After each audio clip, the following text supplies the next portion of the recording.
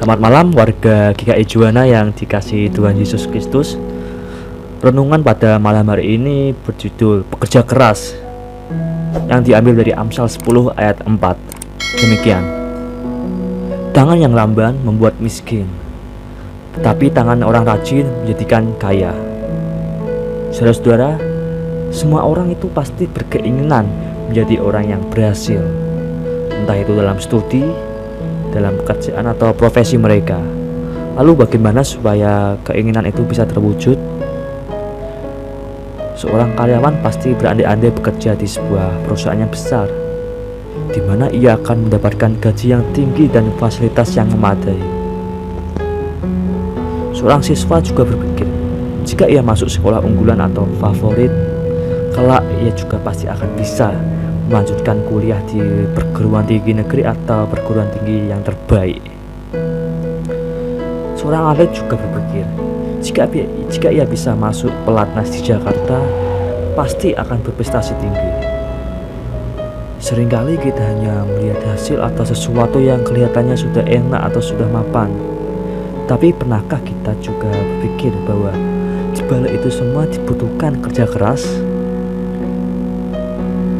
Seorang karyawan yang bekerja keras dan penuh dedikasi pasti akan mendapatkan upah yang sesuai.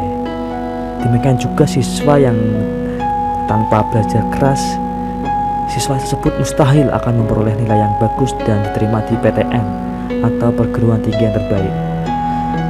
Demikian juga seorang atlet, tanpa berlatih keras, ia tidak akan mungkin meraih prestasi yang membanggakan.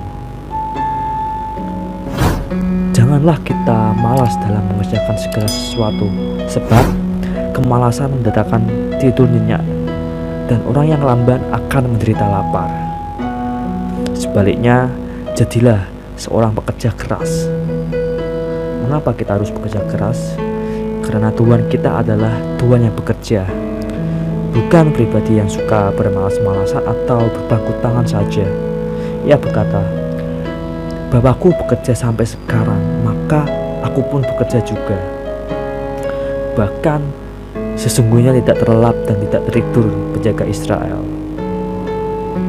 Kalau Tuhan sendiri saja bekerja keras, apakah kita yang sebagai umatnya hanya saja akan bermalas-malasan dan mau menerima hasilnya saja? Tuhan menghendaki agar kita bekerja keras dengan sungguh sesuai kemampuan yang Dia berikan.